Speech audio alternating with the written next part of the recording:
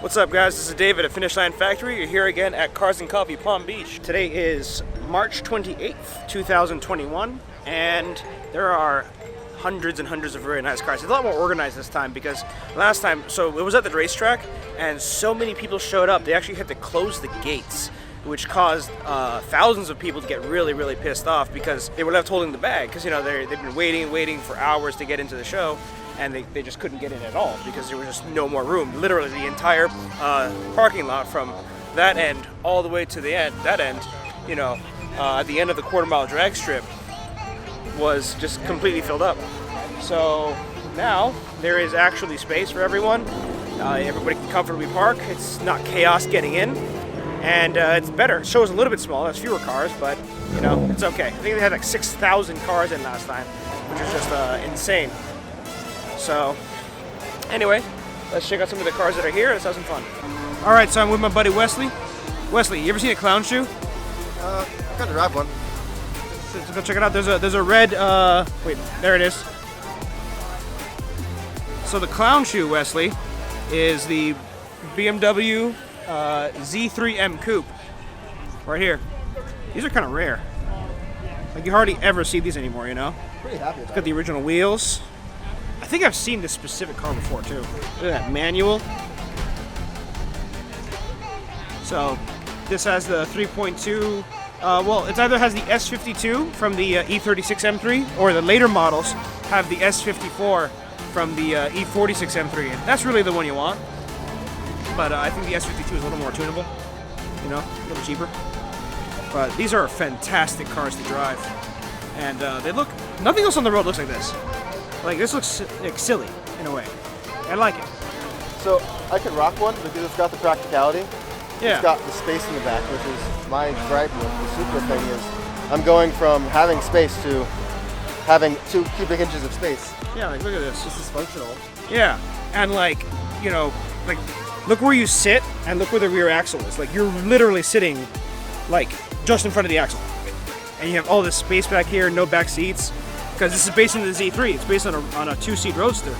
So, you know, if you look at the proportions, right, they just stuck a hatchback on the back, and you know, there you go.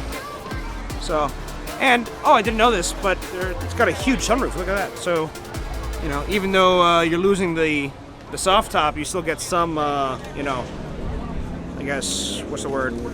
Sky top stuff. Actually, you know what? It's not a sunroof. It only pops up. It's only a vent. It doesn't slide back. There's no sliders. That's pretty cool. Okay. Well, I guess you don't get anything then. But it's interesting. You got the gauges in there, manual transmission. The looks like the Vader seats or something like that. I never opened my roof though. Really, really nice. All right, so let's move on. Let's see what other cool stuff we can find. All right, let's see what we got. We got a GT350 over there. Camaro SS. Is that a Cobalt? I didn't know those things were still around. I thought they were all crashed. Is it an SS? Hey, let's take a look at this. Nope, it's an LT, so it's slow. But it looks kind of good. You know, it needs to be lowered or have some fatter tires. You know, I like it. And we have C3 Corvette. What else we got? Oh, S2000. There you go. This is something nice. It's 2 S2000s, right? A black one and a white one. White one's got a nice intake. It has a Patron overflow bottle, coolant overflow bottle. So look at that. That's interesting. And the interior of the engine bay is brown, but the exterior is white. So that's interesting. I wouldn't. I don't know what's going on there. Maybe it's a wrap. No, the car is white. Just the interior of the engine bay is brown. So I don't know why they did that, but maybe the car, they had the engine out or something for some service, and they just decided to make it brown. A Stinger GT. These are great. The only problem that this car has is that it's a Kia. You know, like, it's a great car, twin turbo V6, all-wheel drive or rear-wheel drive. Like, it's a great car. You know, you got a cool interior. Like, the only problem that people have with this car is that it's a Kia. I guess one of the advantages here is that because it's a Kia, it's going to hella depreciate. So you'll be able to pick one up in a few years for cheap. This is yours? To the wheel, yeah. So it's making $430 to the wheel? Yep. Yeah, I was telling him, like, these are great cars, great engine, great drivetrain, great transmission, great interior. The only problem that people have with this car is that it's a Kia. It's a Kia. I never, in my whole life, I never thought I was going to own a Kia. I literally drove a Scat Pack before I drove this car. And the Scat Pack is fun because it drives fast. Yeah. The interior just was like plastic. Exactly. It's kind of a rental car. This car, everything. The HUD is clear, the leather seats, it's just a comfortable drive, and that's exactly what I wanted. Like, look at that interior, it's great, you know? Like, I honestly never thought I would ever consider owning a Kia, and now it's like, hey, Kias are making cool cars. Yeah. You know? Yeah. I mean, they stole BMW designers to get them to where they are now. BMW, they just, like, Audi designers too, they just, you know, snatched them up and said, hey, make us cars. And you know, the engines are pretty stout. The transmissions are pretty stout, so you can push those 430 horsepower and not worry. Minimal modifications to it, and I got it there. Awesome. Like, it takes the JB4 kit is what really does everything, and then a catch can and spark plugs, and that's it. That's all I put in so far. Yeah, throw a tune on it, up the boost pressure, and make some more power. Exactly. Yeah. Awesome. Dude, I see you got the carbon red mirror cap things. Yep. Is that a hydro dip or is that like? Yeah, that and the engine cover and my gas lid are all hydro dipped. That's interesting because you see this is kind of a complex shape. So whoever did the hydro dipping on this did a really good job. They did. You know, because ordinarily like with a complex shape like this, you might get some streaking or maybe the hydro dip runs a little bit. So whoever did this really knows what they were doing. Yep. So it's done in a company in Korea did it. A company in Korea. Yeah. So you send it over there and they send it back? They set the parts. They buy factory parts. Okay. Hydro dip them and then they just sell them. Oh, smart. So yeah, no, it was.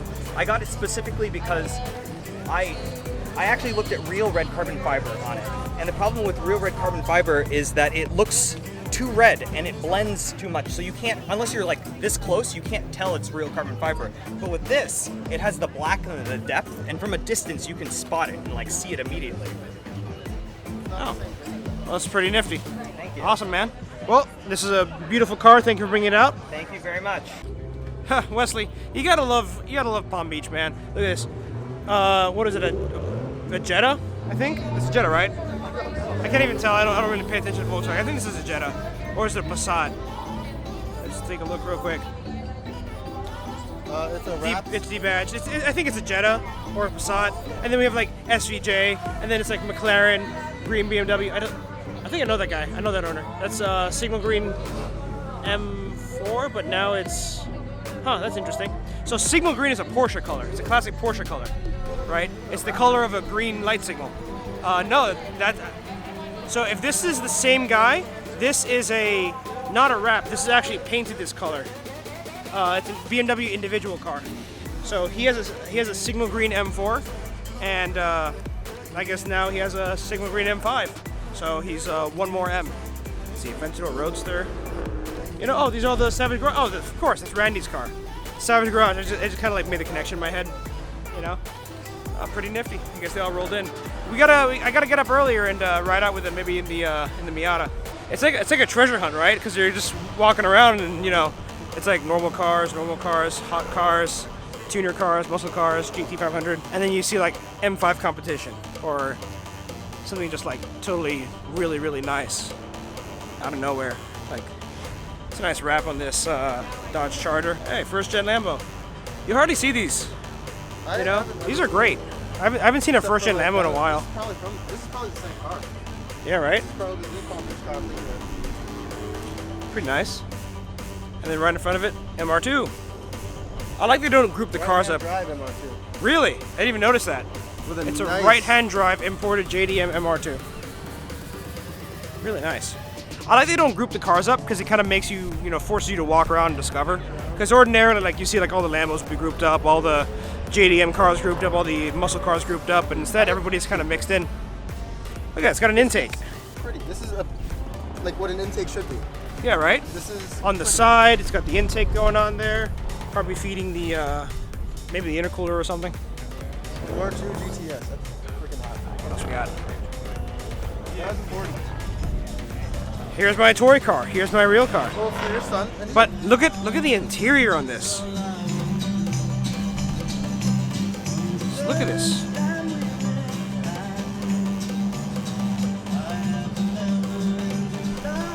I guess you can call this the shag wagon. Look at that. Down here. Yep, these are rear engine. Not mid engine. Pretty nifty. And yeah, like up here is the shifter, and there is in fact a shaft going all the way back, the shift linkage, all the way back to the transmission. So, yeah, there you go. Miata, losing milk 1. Really, really nice. Wesley, check it out, Liberty Walk Huracan. Or is it Liberty Walk? I don't know. It looks nice. Oh no, prior design. I should probably redo that video. Wesley, check it out. Prior design Lambo. Prior design wide body kit. Really, really nice. You know, I've gotten used to just like calling anything with a wide body kit looks like Liberty Walk, but it's like it's not. It's prior design, and it looks really, really nice. You know, nice wide body there. Look at this. You know, aero-wise, functionality-wise, you know, I don't know how good it really is, but you know what? It looks cool. It looks really, really cool with that wide body there. You know, I like that the rear of the tire is exposed there. You know, like a lot of kits, they think they leave a lot more of the tire exposed, but that's just like, you know, tiny little bit, just to get you the feeling. Aero-wise, at least what I'm looking here, you know, you can see here the air rushes over here and tries to avoid the tire, but here the air is hitting the tire directly, and you kind of want to avoid that because aerodynamically the tire is basically a flat wall and causes a lot of drag and a lot of lift, so that's not really helping you there, but it looks cool. I used to think that like everything has to be functional, everything has to be, you know, designed with a purpose, and you know what? Now I kind of feel like it doesn't have to be. Well, if you extend your body kit down that low, it's not useful. Yeah, not everything has to be like perfect and functional and, you know, usable. It can sometimes things can just look good for the sake of looking good, you know? Look at this guy. Beer and hot dog. Breakfast of champions. All right, boys and girls, we're heading out of here, heading home. Check out this really cool Golf R. I love the wrap livery on it. Like, it's kind of cool. Like, it's almost like a Harlequin kind of car, but it's like a grayscale. Kind of cool. But we're gonna head out of here. You guys have fun. Check out finishlinefactory.com. Like and subscribe, and I'm out. See you. Bye.